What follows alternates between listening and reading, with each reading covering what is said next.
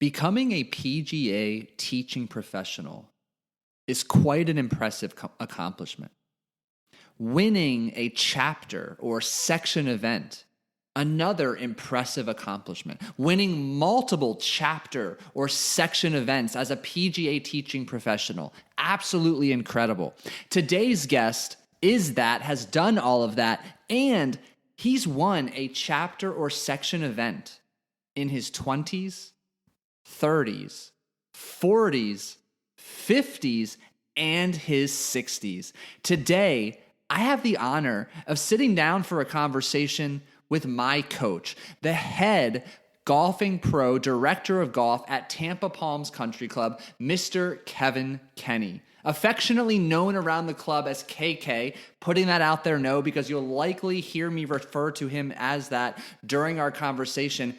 He stops by to drop a wealth of knowledge about the importance of the fundamentals, the necessity of developing the mental toolkit and ability to visualize success so that even if injury or adversity strikes, you can still go play to your potential. We'll dig into mental clutter, how to release the pressure you begin to experience during a round, and so much more. And what's even more unique about this episode is that if you're listening on the day it was pushed live, Thursday, October 23rd, well, you can be certain that I'm out there on the course. It's the practice round of our annual member guest event, my first experience in a member guest. And I asked a few unique, selective questions towards the end of our conversation about match play, about member guest preparation and performance that you're absolutely going to want to take notes on. Without further ado, let's dive in. Please help me welcome Kevin Kenny to the show. KK, you told me a story a few months ago, and please feel free to correct me and update me, but if I remember, you had shoulder surgery in the beginning of the year. Didn't touch a club for a while, definitely didn't play for a while. And then when you came back and played your first round, what'd you shoot? 73, 74? 73. How? Tell me more about that. Well, I've been playing this game since I was 14, and I'm no longer 14. So I've hit a lot of balls, but I did it while I was down for the 7 months. I thought about my comeback. And it's really, I got to do what I tell my students. I have to adhere to the fundamentals. And without any practice, I went straight out on Tampa Palms and shot one over and had a mediocre putting day. And it's all because I paid attention mentally over those 7 months to when you do come back, you got to aim it correctly. You got to grip it correctly. You got to get in the right posture. You got to turn into your back leg, and you have to turn through while maintaining your spine angle. So all the fundamentals I teach my students, I just drilled into my knucklehead, and it all worked out, And I've shot 77 or 78 since, but I've also shot 68, 69. A lot of that has to do with, my mental preparation prior to a round. I don't need much physical anymore. I believe in what I'm doing. I believe that I know, that if my head is clear, then I'm going to play halfway decent golf, So I smiled listening to you say that, because when you just regurgitated the fundamentals, I'm like, I've heard him tell me that 1,000 times. And it's wonderful to hear you so advanced in your experience and your skill focusing on the same damn things. It is, but that's golf in a nutshell. Everybody thinks there's this big secret out there. The secret is the fundamentals. And if you have a decent grip, and grips are varied, strong, weak, neutral, okay, and you can aim the club face correctly, and you're in good posture, and you know how to rotate back and through while maintaining a spine angle, there's no reason that you should hit it terrible, okay? There's really no reason. Now, you'll never hit it perfect every time. Even the best players in the world shank it. I've seen Scotty Scheffler shank it, okay? I'll never hit it as good as Scotty Scheffler. but I'm able to shoot right around par because my fundamentals are solid. And if all the players out there, if they'd adhere to those and really grind on those, that's what matters, and losing sight of those, you can be talking about the position of the club in the backswing and or the downswing, but if you've got bad posture at address and you're not balanced and your body is not rotating properly, it really doesn't matter the position of the club.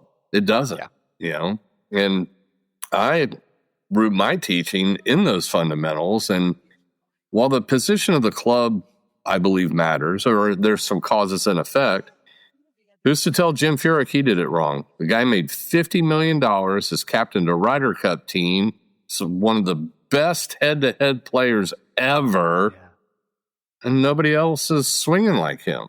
But he owns his swing. He sets up in the same posture. His pre-shot routine is meticulous. He's never misaimed.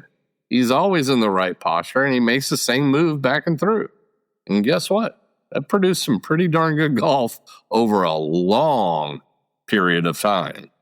So I love the focus on the fundamentals. What you also said stood out is, I believe in what I'm doing. You believe in your core focus of fundamentals.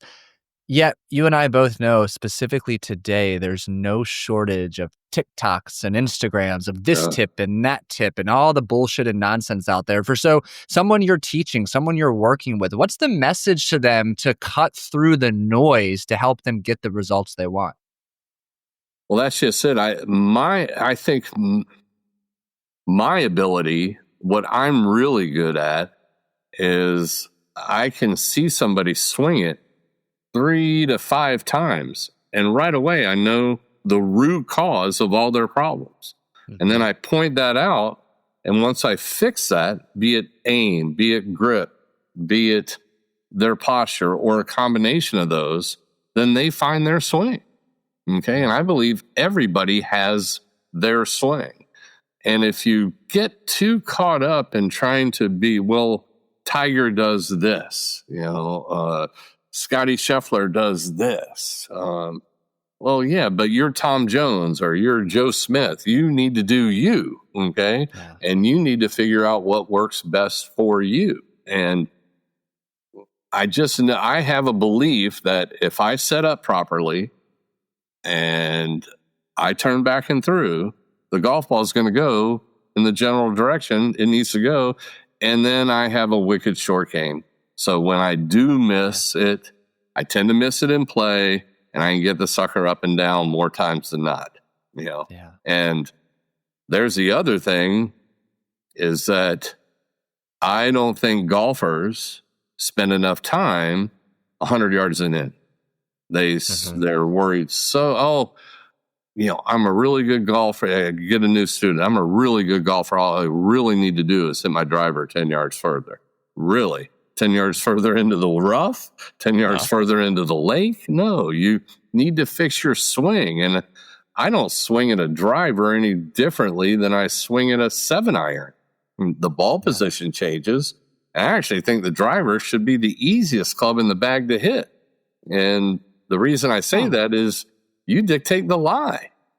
You put it on the tee. You've dictated the line. Now set up to it correctly. Make a swing. It's got the biggest head. It's got the biggest sweet spot. It should be the easiest club to hit. Now, what happens is golfers, and I really see it with the younger generation and all the technology, they hit a shot and they look to a screen and they want to know club face angle, club path, club head speed, ball speed, spin rate. Well, you can see all that with your eyes. What did the ball do? You hit the ball and you immediately turn to the screen. No, watch it and make adjustments off of that. Not that data isn't important and not that data isn't relevant. Okay. But I think golfers, when they go to play the game, those who are data dependent, they can't fix themselves when they go play. They don't have somebody filming that swing that they just messed up, and therefore they don't have any recourse to fix it in the middle of the round.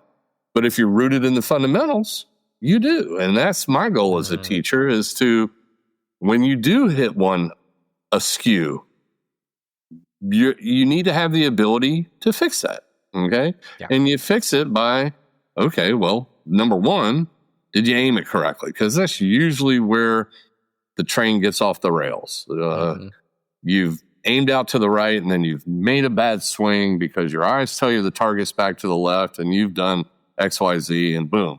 So I try to teach everybody, when you're out playing, you hit a bad shot, first thing you do, watch it till it ends. Number one, so you can find it. Number two, so you know where it is, put a club on your feet. Where were you aimed? Okay. Yeah. Get back into your address position. And if you're misaimed right away, there's your root cause. Did it cause some other things to happen? Absolutely. However, the root cause of that bad shot was poor alignment. Okay. And then, if alignment wasn't it, was it high and spinny? Was your divot too deep? And I try to give the player, the student, enough information that when they do hit a bad shot, that's the only thing I guarantee any of my students, is that you will leave here and hit bad shots. Hopefully you hit fewer of them and you have some sort of idea why you hit them, and you're able to correct it for the next swing. Because golf is a game of misses. The better golf has more to do with better bad ones than better good ones. We've all hit that perfect drive. We've all hit that perfect 3-iron. We've all hit that perfect lob wedge. It's not, but those are few and far between. It's really, when it goes awry, can you get back on track right away? And when it goes awry, can you make your mistake a par or a bogey? And if you have a very good short game and you've got decent club course management, you ought to be able to avoid, most of the time, the double, triple bogeys. Bingo. Now you rinse one in the water on a 200-yard par 3 that requires to carry that water. It's going to be hard to make bogey. Now you have to limit that to a double. But what I would tell the player is the shot was 203 yards to a front pin, and you were trying to hit it close.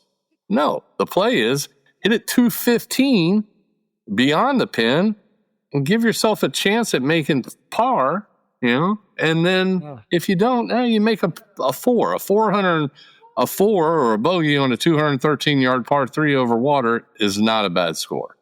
Okay. And you can't always be perfect, And there's the other thing. Guys hit 7-iron 165. Do they? Or did they hit it 165 one time with the trailing wind and they got it right in the sweet spot, and now all of a sudden that becomes, I hit 7-iron 165. Really? You probably carry it 158, and it might have been a better idea to hit a 6-iron a little bit long, As you, in a bogey-free round of 66, you make 12 pars and 6 birdies. That's 2/3 of the time you're just making boring pars. 66 is a great round of golf, but you've had 12 pedestrian holes, and they, the average player just gets so caught up in perfection, and perfection's unattainable in this game. Absolutely. In life. And that's why I always love to use golf as a mirror of our own personal development journey. And you really drove home the importance of the basics. So bring it back now. Like, I didn't realize your layoff was 7 months. And I think this is so timely given, the poor suckers who don't live in Florida, Arizona, the states that get to golf year round. They're coming up on their off season. They're not going to touch clubs nearly at all or as consistent as usual. Walk us through, what did that daily mental connection rehearsal really look like when you were unable to play? So I was, I'd watch the best players in the world, okay, because not everybody likes it, but I like watching golf on TV. So, and I watched their pre-shot routines, and I watched them do the same thing over and over, and I just drilled it into my brain that when I do come back, I'm going to have a very good pre-shot routine. I'm going to grip it properly. I'm going to aim it properly. I'm going to visualize the shot I want to see, and then I'm just going to do my best to pull it off. And man, it was unbelievable how well I struck it that day. Yeah. But my mind was so clear, that 7 months of not playing. And I'm a guy, I'm a club pro, so it's not like I'm playing 5 days a week, but I play once or twice a week. Yeah. And I'm always around it. I'm always chipping, pitching, putting, teaching, but I get to play once, maybe twice a week. But so I had 7 months to think about it. And I'm really going to make sure that my posture is correct. And, even though my shoulder was all banged up, I was making crossing my arms and making that turn and feeling that turn and feeling my body in the correct posture, rotating back into my right leg, rotating through into my left leg. And then when I had the opportunity, and what's even funnier is I hit 0 warm-up shots.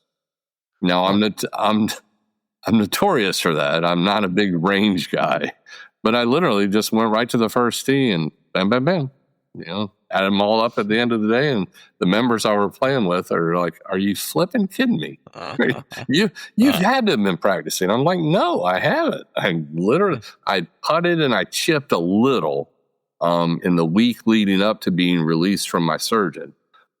So what's funny is you're on long layoffs. You're supposed to not be able to chip, pitch, or putt. Well, again, the fundamentals that I teach in chip, pitching, and putting were all there, and I didn't hit bad putts. I just didn't make them, and that's golf, right? There's a lot of days where you just burn the edge, but and then there's other days the hole looks like a manhole cover, and you can make it from anywhere, and that's golf. So it's I am a firm believer that if you're rooted in the fundamentals and you apply them properly, and you believe that you're going to hit a good shot, you're much more likely to. You're not, everybody goes, well, I need to be better to be confident. No, you need to be confident to be better. And they think of it the other way around. But I totally believe that, again, if your fundamentals are correct and you believe that you can do it, you're gonna. Yeah. More times than not. Yeah. And really what I hear is kind of the theme of that mental prep when you were unable to play is intentionality. And just for those of you listening, first of all, so much intention in watching. You're not just passively numbing, escaping, and just kind of draining out while you're watching golf. You're methodical. You're precise. Okay, his pre-shot routine. What's his body language look like? And those are all ways to further impress the correct way to execute the fundamentals on your brain so that it's easier to execute. But what I also hear too, low-hanging fruit. Have a club in your hand. Practice your grip. Practice your setup, your address. You can do these things in the mirror in your garage without hitting a single ball. So for those of you who are about to come up on winter, it's like you have no excuses. There's so many things you can do. And then correct me if I'm wrong. How many times in your mind have you played Tampa Palms over and over, especially when you couldn't actually touch a club to further prepare? Yeah. Thousands. And I replicated many of those shots that I'd had in my mind when I actually got the chance to go back out there and do it. How about that? If you have an uncluttered mind and you're rooted in fundamentals, and now don't get me wrong, I'm not a big ball beater now, and I literally play a lot of golf without even warming up. I'll stretch. I'll hit a couple chips, couple putts, and then off I go. But I spent years hitting balls. Prior to getting married and raising 3 children, I had time to do that. And so, the time I put in, and again, I'm a club pro. I'm not a tour pro, but I've shot some pretty low rounds in club pro tournaments. I've won more than my fair share of them. It's all, I believed I was going to do it before I did it. I wasn't hoping, I believed it. And then I pulled it off. And that works in the reverse. If you're in the fairway, you're one of those guys, or or you get to a long par 3 over water and you break out the old ball because you don't want to hit the new ball. Well, just take that ball and throw it in the lake because that's where it's headed. I'm more along the lines, no, let's get a brand new ball because I'm hitting this sucker in the middle of the green. If your focus, your body often follows where your mind is. If your mind is on the trouble, that's where the ball is going. If your mind is on where you want it to go, more times than not every time, because golf is not about every time, the ball is much more likely to wind up there. I got a great story, and I won't use his name, but there was a really, really good amateur in this area who wanted to turn pro 15, 20 years ago. He was a member up at Hunter's Green, and he's like, God, KK, man, you're every time I play with you, you're just so good. And this guy on the range was, wow, you just sit there and watch him, just watched it. But he couldn't beat me, and younger than me, should by all means should have been pounding me into oblivion. I said, well, we got to do a playing lesson. He goes, oh, man, I'd love that. So we get on the first tee at Tampa Palms. We stand on the first tee, and I go, okay, tell me what you see. And he goes, well, there's out of bounds left, and there's a hazard on the right. And I go, well, there's your problem. He goes, what? I go, John, all I see is the middle of the fairway, and I'm trying to hit it there. I'm acknowledging that there are other things, but my focus is on the middle of the fairway. Your focus is on all the trouble. And guess what? Yep. That's what happens to you when you're on the range and everybody's watching you hitting these 300-yard towering draws and just crushing 5-irons, 210. You have no consequences. You're just free. But then you get on the course and right away your mind goes the wrong way. He goes, oh my God, you're right. And he didn't quite make it out on tour. And I think he got his amateur status back, but that had, I think really it wasn't talent related. It was mental. It's, this game is so mental.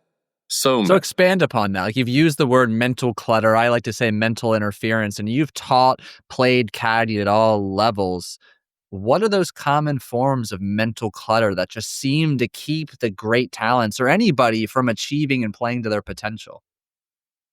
Wow. Well, you got to have your personal life in order. You got to have your work-life balance thing. You can't be on the golf course expecting to play your best when you're thinking about a business deal that may go sideways, or the fact that, something at home isn't right. You have to be able to, I like to, what I do is kind of try to play golf like Lee Trevino did. Lee Trevino could yak to whoever was around. It was time to hit his shot. Boom. You could just see it. He was in the moment. Okay. And he was able to hit the shot. And as soon as the ball left his club face, he'd go right back to yakking. And then there are other people like David Duval, who rose to number one, who was one of the first people to wear Oakleys, and he had to play all day like this.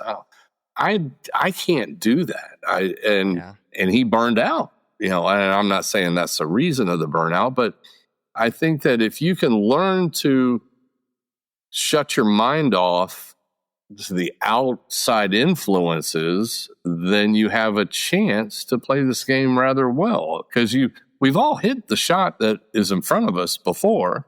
Okay. Yeah. Now, how do you do it? Now, how do you get to that spot? How do you get in the zone? For me, when it's tournament time, when I really care about what I'm doing, I have to, the way I've taught myself is I just kind of stare at the ground until my mind goes blank, and that doesn't take very long. And then I look up, and all I'm thinking about is ball go there. I've already figured out how. The how I've done 1,000 or more times. Mm-hmm. I'm just ball go there. But it's easy for me, especially if I'm playing at Tampa Palms, to be playing the fifth hole and see a member over on 15 not filling a divot and driving his cart where he's not supposed to. And all of a sudden now because I care so much about my course that, now my mind's askew. And for me to clear that, to get that out, this is what I taught myself is I have to stare at the ground till it goes blank. And then I look right up, there's my target. And now it's ball go there, And so you bring up two approaches, but I need the listeners to really hear. First and foremost, like you've got to get your non-golf life in order. You've heard me say it 1,000 times. You bring your whole self to the course. If there is trouble and hardship at the office, at home, it inevitably bleeds into impacting your ability to focus, be present, and play to your potential. 100%. Yeah. And then you have to figure out a way to get rid of that clutter. Bingo, exactly. So that's the skill development. What is your routine? It doesn't have to look like KK's, but you have to have your own way to get locked in, to turn off the social butterfly and turn on the savage competitor. You have to have a process. Right, man. I love what Jason Day does. Jason Day will close his eyes, take a deep breath, let the breath out, open his eyes, and boom, now he's focused on the task at hand. And you only need to be focused for what, 30, 40 seconds? Yeah. To focus for 5 hours is brutal. Like when I'm caddying for my best players, be it on tour, U.S. amateur stuff, in between shots, I'm yakking it up. We're talking about sports. We're talking about this. We're talking about that. Did you see that bird up in the tree? Oh, okay. Now it's 157 to the front, 162 hole. We're a little better long than short here. Now it's time.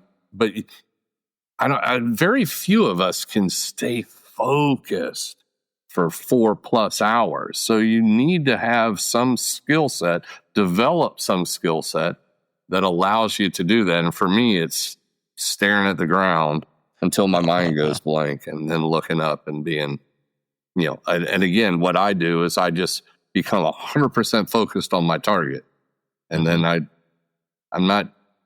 see how I want my shot to get out there, but I'm focused on the target and I've pushed all that other stuff to the back. Now that stuff pops right back in once the shot has been hit, and it's in there. We're all mental, and you have to come up with your own way. And I think the best players on the planet are able to do that. I think Scotty Scheffler, number one, seems like he's got his life in order outside the golf course. Okay. But when he's on, when he's playing, he's focused on the shot at hand. Yeah. But then when he leaves, he's focused on his wife and his children. And that, I'm very impressed with that. Very impressed. How he does that is, how he's able to do it.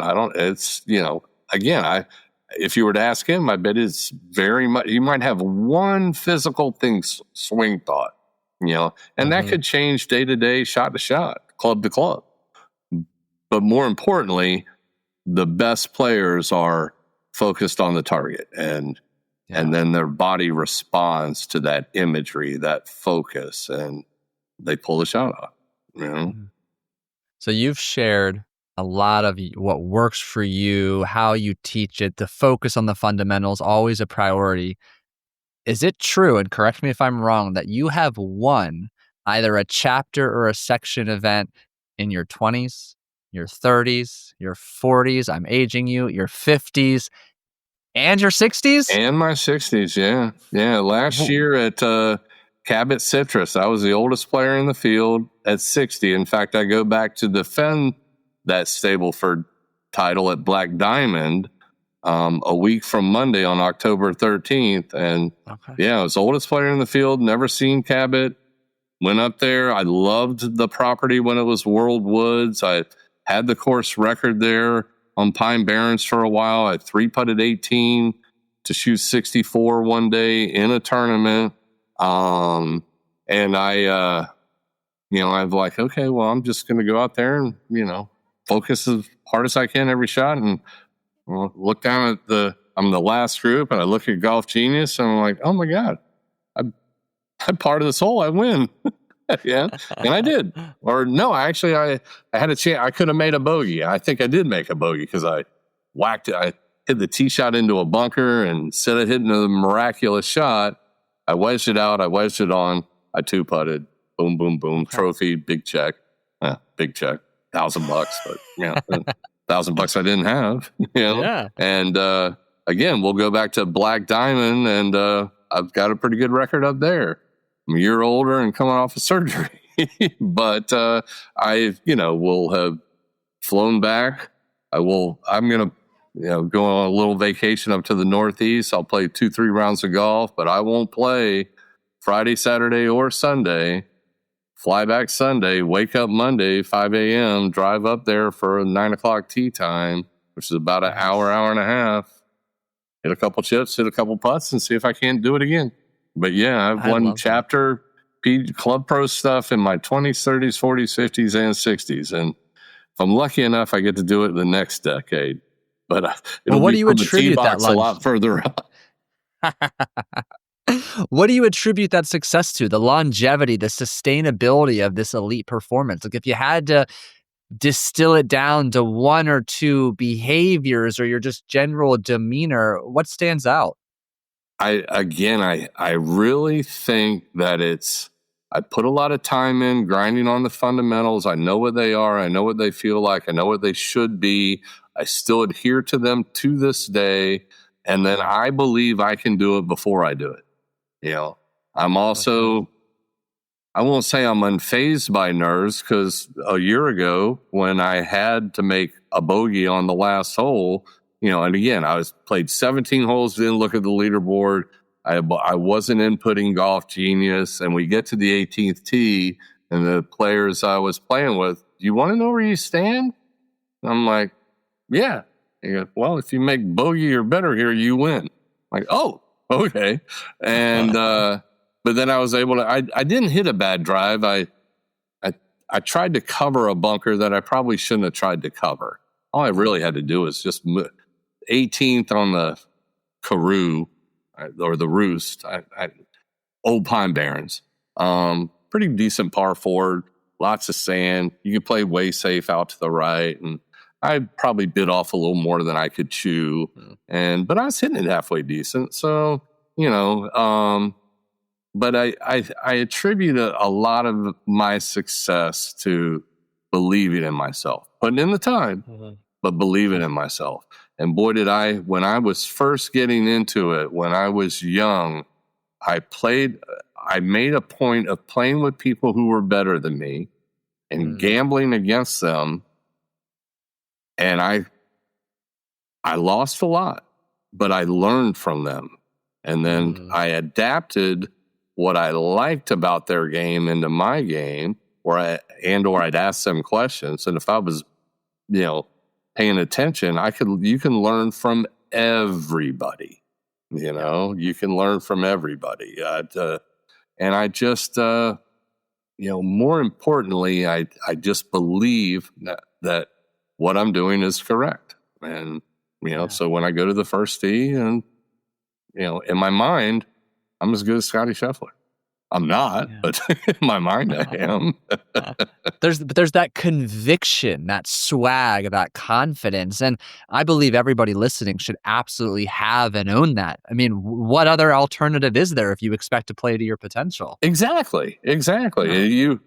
You really have to believe that you're going to play well before you play well. It doesn't just happen by chance, Have I put in the time and the effort? Absolutely. Am I always grinding on my chipping, my pitching, my putting? Yes. That still enthralls me. We're about to open up a brand new short game facility at Tampa Palms, and we're a couple weeks away. And with it, we're going to have this top tracer driving range with all the data. You probably will never see me in there hitting full shots as much as you're going to see me on the other end of the range grinding on my short game, because number one, that no matter how good you get, you have to have a good short game. And that I love doing that. Hitting balls bores me. Now, I love playing the game. I'll go play. And instead of spending an hour whacking balls on the range, I'd rather go play 4 or 5 holes. I think I learn more out there doing that. Now, as you're trying to develop your game, do you need to spend some time on the range? Absolutely. And I spent countless hours from 14 into my 30s prior to getting married and having children. I hit balls 4 to 7 times a week, But now I have a belief in what I'm doing, so I don't feel like I need to hit so many balls. And I work on my short game, so when the full swing fails me, which it always will, I have a short game. And I love making par from nowhere and tying and or beating somebody who just hit a perfect drive, hit it 20 feet and 3-putted. And I kind of scraped one out there, kind of missed it short right in an impossible position and chipped it to a foot and made par. And they're walking off pissed and I'm walking off happy and I've just won the hole. And, even the best players in the world on average, they hit somewhere around 12 to 13 greens around and they're the best. And they're the best. The student, and whenever I get a new student, I ask them, what does he or she want? I just want to hit every green in regulation. Well, don't we all? Okay. And you could probably ask Scotty Scheffler. I bet over the course of his career to this point, he's hit all 18 greens 10 or less times in a tournament round. It just doesn't happen, So you have to have the short game. And the short game takes a ton of pressure off your approach shots, Again, I'm a pretty accurate driver of the golf ball. So, if I have a weakness, it's more than likely my iron play. Again, well, why don't you go practice it? Well, whatever. But the short game, if you know that you can get it up and down, it takes the heat off that iron shot. What is it about competing that keeps you coming back decade after decade? Why is competing so important to you? The butterflies, I love them. They never go away. And that I remember meeting Mr. Nicholas, and I got to talk with him for about 15 minutes. And it was on the range at TPC Tampa Bay. And when he was playing a Champions Tour event there. And I actually won that week. But, I said, this far along into your career, thanks for coming to Tampa, do you still get excited? He goes, oh, butterflies on the first tee every time. I go, man, I got those too. He goes, yeah, if you care, they don't go away. I love that feeling. And then I love overcoming it, and then I also realize that you are going to lose way more times than you win. But that win is, man, it's awesome. Yeah. What is winning to you? Describe it for me. Man, it's just, well, in golf, unless you got a caddy and, in club pro events, we don't generally have them. It's you did it. That sense of accomplishment, that title, that's a drug that, I've never done heroin, but there's no way heroin can make me feel the way I felt when I win. That's the best feeling. It's elusive, but I keep so much like the heroin addict. I keep searching for it, and, that sense of accomplishment, because you're not sharing it with teammates. That you hit every shot, you planned every shot, you pulled it off. At the end of the day, golf is a math contest. You add them all up and your score was the lowest. No better feeling. For me, not in sport, Yeah. And as a kid, until I got into golf, I played all the sports and, was pretty decent at a few of them. But whenever your team won, it was a team thing.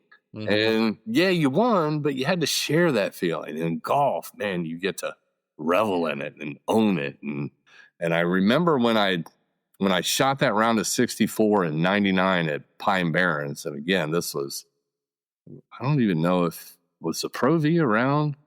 anyways, this is a 7,000-yard golf course. And the technology wasn't what it is today. I want to say there were 75 or 80 players in the field, and the next closest score to me was 70. And I had played early and stuck around for lunch, and people would come in, they'd see the leaderboard. How the heck did you shoot 64 out there? And my patented answer was, I three-putted 18.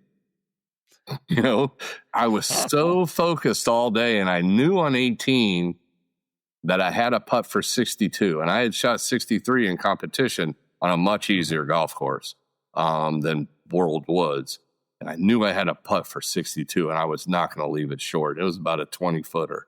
And man, I was focused all day, and I ran it about 3 feet by on the high edge. And man, I just blanked on the 3-footer. I mean, the 3-footer never even came close. It wasn't nerves. It was focus. I was so focused on the 62. I was so focused all day. And then it just went away. I don't know. The 3-footer, I missed a hole by 4 or 5 inches. I tapped in for 64. And then the next day, I just played a very smart round of golf and made sure nobody was going to catch me. I think I shot 70 or 71. I just hit in the middle of the fairway, hit in the middle of the green, gave the putt a try. I knew where I stood. I wasn't going to lose that tournament. I wasn't trying to shoot 64 again. But it's funny thing is I had lost a year prior, and I wrote down, I am going to win this tournament next year. I wrote it down and I put it on my mirror, and I made it happen. I made it happen. And it's, you can do that, you can will your way to victory. You can see it before it happens. You can also will your way to a 97 if your head's not right. Right. So I had set my sights on winning that tournament after coming close a year prior, and it was because I knew it was at World Woods. I loved the venue, and I wanted to win that tournament on that course. And it just so happened that round number 1 was a magical day, 3-putt on 18 for 64. And people went on to beat that competitive course record. I think 63 was it. But I know that at one time I had a putt for 62 on Pine Barrens in a tournament, and I didn't leave it short. I completely so you can sleep soundly. I completely blanked on the 63rd shot. Well, so tell me this. You said something really interesting. Golf is a math contest. Explain that. People are so, at the end of the day, you're sitting in the bar, you played with a group of guys, a big group, whatever, and everybody wants to tell you, well, I shot 82, but on this hole I did this, or yeah, you hit 7-iron there, I hit 9. Who cares? At the end of the day, it's a math contest, and it's your goal to get off the first tee and off the 18th green in the fewest amount of strokes. It doesn't matter how. It's a math contest. It doesn't have to be pretty. It doesn't have to be perfect. It has to be the lowest score you can make on each hole, okay? And people get so caught up in perfection. If they make a bogey early, or worse yet, a double early, they're done. Well, no. What if you were 4 under and you doubled the last to shoot 2 under? Well, you can be 2 over and make 4 birdies coming in and still shoot 2 under. It's minimize. You need to minimize your mistakes and do your best to get the lowest score you can on every hole, and then add them up. And it doesn't matter the how. And too many golfers get caught up in the how. You're playing with your buddy, and your buddy's hitting 7-iron, so you think you need to hit 7-iron, but really his 7 might have 32 degrees of loft when yours has 36. Yeah, they both have a 7 stamped on the bottom, but it doesn't matter. Who cares if you have to hit a 6? If the 6 is going to take the trouble out of play, then by all means hit the 6. If you hit it perfect, you got a 30-footer. If you miss it a little, you've covered the hazard. So that's what I mean by golf as is a math contest. I don't get caught up in the how. I just get caught up in the how many, and I want to minimize the number of shots out there, period. You also don't get caught up in the internal pissing match that's going on. The ego, like you alluded to, 9-iron versus 7. This guy's using driver, but I pulled my 3-wood. You're like, there's so much, you see it better than I do, testosterone, ego, mental out-muscling each other. But at the end of the day, it's simple. If you play a boring game, you're probably going to have the best round of your life. Right. There was there's many times, especially at my age, because I still compete against the younger guys in our section and our chapter, and you know, they're standing on a par 3, and you know, they got 7-iron, and I'm not even 7-iron. Isn't even one. I pulled 4, 5, and 6.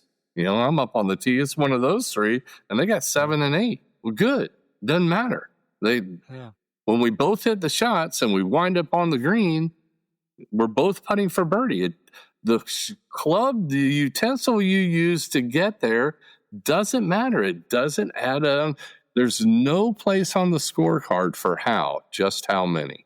You know? And you need to be realistic in how far you hit it. Don't be one of those guys who gets caught up and, well, my buddy hit 7, I got to hit 7. No, it doesn't matter. It doesn't. But you'd be surprised at how many people that matters. I know. But then at the end of the day, they're all mad that they rinsed it on hole 13 to a front pin at Tampa Palms because their buddy hit 7 from 185, and they probably should have hit 5, but they hit 6 because they only wanted to be 1 club short. Heck, I don't care. I might hit hybrid.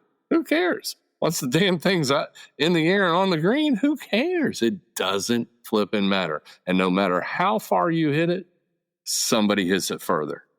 Okay, no matter how far you hit it, somebody, unless you're Kyle, old long drive guy, and God, does he hit it far? But you know, even like DeChambeau, okay, he hits it far. Guess what? There are guys who hit it further. You know, at the end of the day, none of that matters. All they ask you is, "Hey, Kevin, what did you shoot?" Not, "Hey, Kevin, how did you shoot?" No, it's, "Hey, Kevin, what did you shoot?" And so that at the end of the day, that's all that matters. Imagine this for me. There's a billboard centrally located. Well, let's be specific. Somehow there's a billboard centrally located at Tampa Palms. You can see the message written on that billboard from all 18 tee boxes.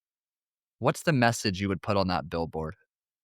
What is the message I would put on that billboard? Take a deep breath, focus on your target. Okay? Take a deep breath, focus on your target. Make your ball go there. Don't worry about the how. Okay? And again, the pre-swing fundamentals, if those are adhered to and you've put in a little bit of time, okay, then you ought to be able to get it from point A to point B. You know, people tell, God, you've been the pro at Tampa Palms for 20 plus years. That's the hardest course. Oh, how do you play there? I'm like, God, how do you not? It's beautiful. Okay. So beautiful. But it's so tight. Well, okay. Yeah, not really. The fairway widths are no different than the fairway widths up at Hunter's Green. It's just Hunter's Green has 50 or 60 yards left and right that you can miss it. Well, I'm focused on hitting it right there, okay? And that helps me, like when I go place a place like Stream Song, which I love. You know, God, you could bomb it anywhere, but I'm very specific on where I'm going to hit it. And then my ball, because I'm trying to cut it right off the edge of that bunker, then, guess what? My ball starts at that bunker and cuts right off of it.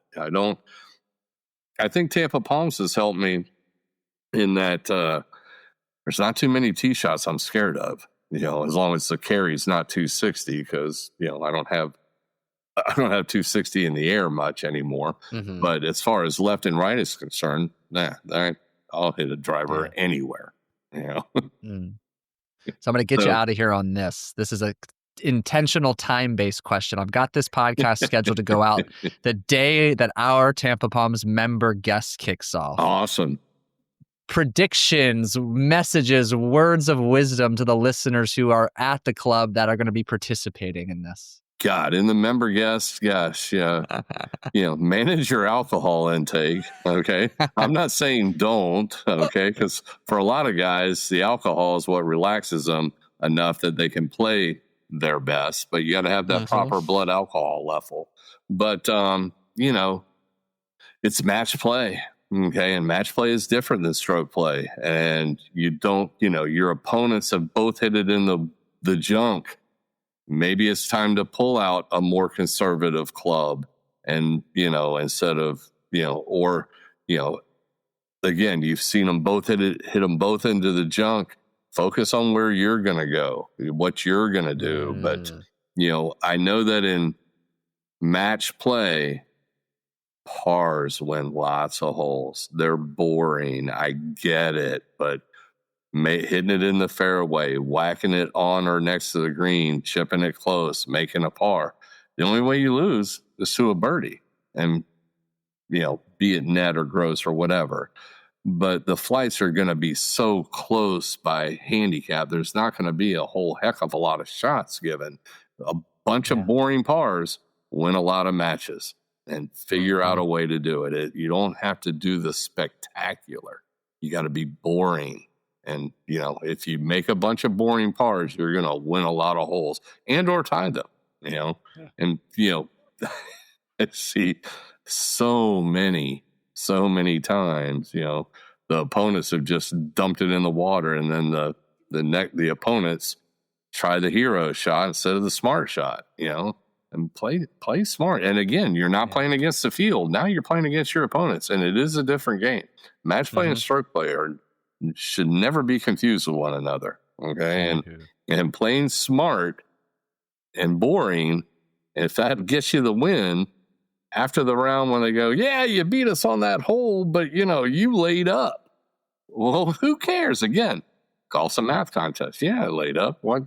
I had 220 to carry the water. Why would I do that? I just hit it 110, putt for birdie, and I won the hole. You're in the drink. Best you're going to do is make bogey. You should have gone for it. No. I always viewed match play as like delayed gratification. If you play boring golf, you get a fucking awesome celebration in the end. You really do. You don't have to do the spectacular golfing. No, it's really boring, because if you make a bunch of boring pars and you get beat, you take your hat off, you shake their hand because they beat you. In match play, you don't want to beat yourself. That's the biggest takeaway I would tell you is match play.